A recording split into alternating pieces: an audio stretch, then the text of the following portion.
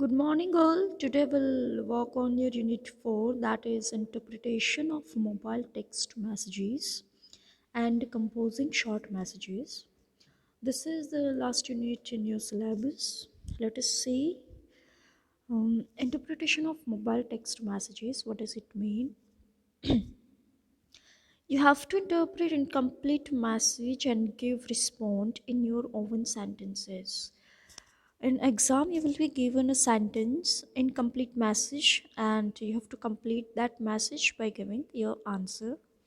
So आपको interpretation of text mobile text messages में क्या करना है आपको एग्ज़ाम में एक सेंटेंस में मैसेज दिया होगा जो इनकम्प्लीट होगा अधूरा होगा उसे आपको कंप्लीट करना है उसका आंसर देना है वो आंसर मैसेज के रिलेटेड होना चाहिए you are not suppose to write anything whatever comes in your mind but it should be properly written and according to the message given.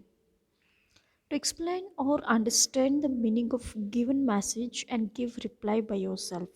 तो आपको जो भी मैसेज दिया है उसका एक्सप्लेनेशन करना है आपको अंडरस्टैंड करना है यानी कि पहले आपको समझना है कि मैसेज किसके ऊपर है और आपके अपने by yourself you have to give answer अपने अंदाज में आपको आंसर देना है लेकिन दैट आंसर वो मैसेज से रिलेटेड होना चाहिए. You will be given short one line message and you need to complete that message.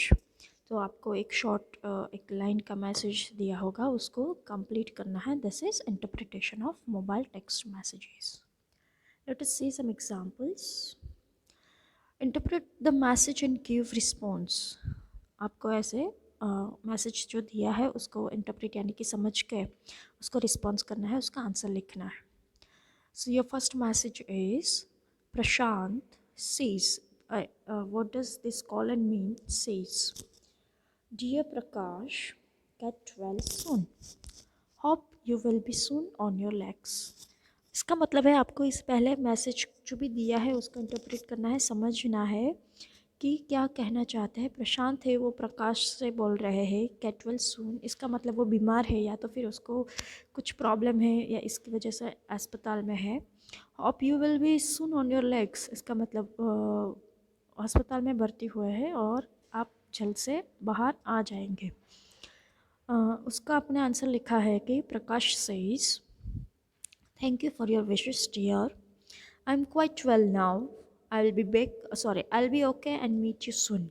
तो ये आपको अपनी तरह से लिखना है answer. This is just an example. You can write your message by yourself. आपके वर्ड्स में लिख सकते हैं but it should be related to the message given. जो भी लिखो वो जो भी मैसेज दिया है उसके रिलेटेड होना चाहिए. तो आपने जवाब दिया है कि बहुत बहुत धन्यवाद आपके जो विशेष आपने दिए उसके लिए. I am quite well now. मैं अब बहुत अच्छा हूँ. And I be okay and meet you soon. मैं बहुत जल्दी अच्छा ओके मीन्स के अस्पताल से बाहर भी आ जाऊँगा और आपसे मिलूँगा. Next message is father says dear son congratulations you have top the university I am proud of you. तो फादर ने अपने बेटे के लिए मैसेज छोड़ा है कि dear son congratulations you have top the university I am proud of you. तुमने यूनिवर्सिटी में टॉप किया है. अपना रिज़ल्ट देख के मुझे आप पे बहुत ही प्राउड फील हो रहा है. तो सन सेज आपको ऐसे आंसर लिखना है. वो जवाब दे रहे हैं उसका बेटा. Thank you papa. This is all because of your blessings. I will work hard to achieve my dreams. तो वो भी अपने पापा को धन्यवाद बोलता है और कहता है this is all because of your blessings. आपके आशीर्वाद से ही सब कुछ पॉसिबल हुआ है और मैं बहुत ही मेहनत करके अपने सपनों को ज़रूर पूरा करूँगा. Next message is Sita says really pain to hear the news of your failure in final year. Extremely sorry. और ये मैसेज में सीता सेज यहाँ पे किसी का नाम नहीं दिया है तो आप अपने तरफ से नाम लिख सकते हैं या तो फिर फ्रेंड ऐसे भी लिख सकते हैं रिप्लाई में. तो सीता ने कहा है कि एग्ज़ाम में जो फेल हुआ है उसको सुन के मुझे बहुत दुख हुआ. Extremely sorry. जो गीता है वो यहाँ पे आंसर दे रहे हैं आई will work hard and pass the next exam. Thank you for your concern. तो मैं बहुत ही ज़्यादा मेहनत करके नेक्स्ट एग्ज़ाम में ज़रूर पास हो जाऊँगी। Thank you for your concern, यानी कि तुमने जो सहानुभूति दिखाई है उसके लिए तुम्हारा धन्यवाद। Next message is Neha says, Hi Sneha, I'll meet you on Sunday to discuss vacation plan. तो ऐसा मैसेज छोड़ा है नेहा ने कि मैं आपको संडे को मिलूँगी वेकेशन प्लान को डिस्कस करने के लिए। स्नेहा उसका रिप्लाई दे रहे हैं। Sneha says, sorry dear, I am going out this Sunday so we will meet later on, I will call you at my ease.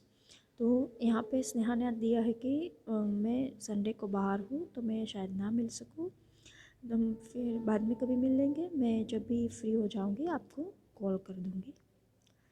Next message is Rajesh says, congratulations dear, very happy to hear about your promotion.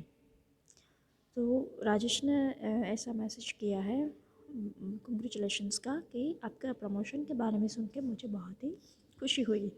तो रवि उसका answer दे रहे हैं, आप कोई भी नाम यहाँ पे लिख सकते हैं, या तो फ्रेंड लिख दीजिए तो भी चलेगा। अगर मैसेज में नाम नहीं है तो if name is already given like Sneha and Sneha, तो आपको वही नाम लिखना है, do not change by yourself. So Ravi says, thank you dear, we will celebrate it सून।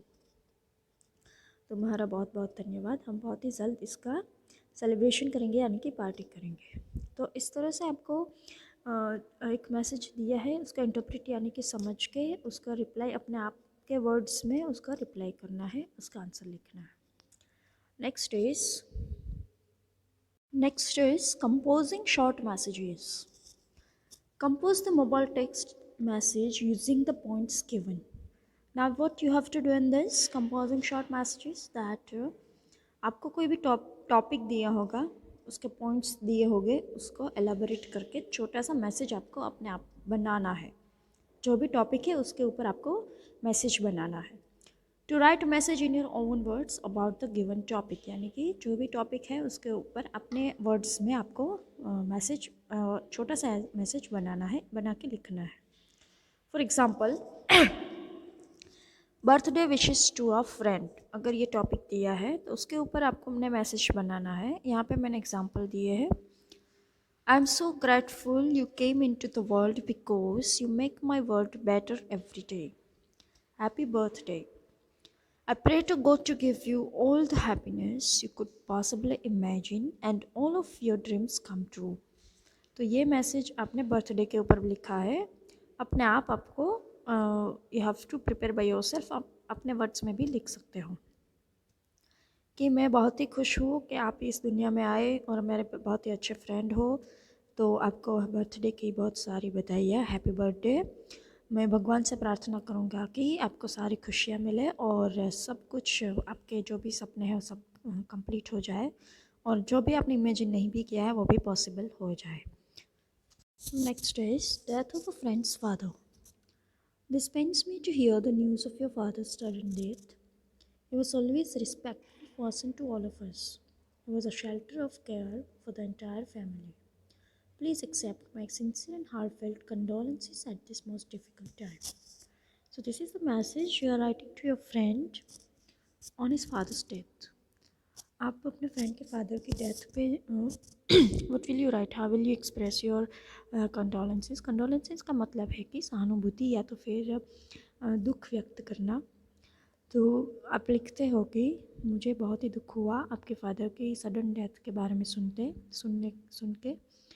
वो बहुत ही रिस्पेक्टफुल पर्सन थे हमारे लिए, और पूरी फैमिली के लिए भी वो एक शेल्टर, यानी कि बहुत ही केयर करते थे, सबको संभाल के रखा था। प्लीज़ मेरा सहानुभूति या तो फिर accept my heartfelt emotions at this most difficult time. Okay, next is Diwali wishes. I'm wishing that the bright light of Diwali guide you throughout your lifetime. Let us celebrate the festival in the true sense by spreading joy and light. The word of others. Have a happy, safe, and blessed Diwali. So you're writing Diwali wishes messages to your friends. We usually used to write these messages on Diwalis and New Year's. So here you are writing कि दिवाली की जो bright light है वो दिवाली वो आपको life time तक guide करती रहे, यानी कि आपकी लाइफ भी बहुत ही अच्छी तरह से बीते. Let us celebrate the festival with true sense by spreading joy and light up the world of others. तो ये ट्रू सेंस यानी कि इसे सेलिब्रेट करने के लिए हमें दूसरों की लाइफ में भी जॉय और लाइट यानी कि खुशियाँ बिछानी चाहिए. Have a happy safe and blessed Diwali. तो आप अपने फ्रेंड को ऐसे विश करते हो कि आपकी भी दिवाली बहुत ही खुश रहे, सेफ रहे और ब्लेसिंग्स के साथ रहे. Next is okay fine.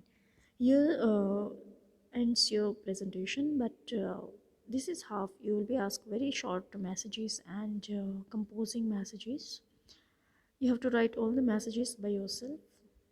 And if any query, any problem, please feel free to ask. Thank you.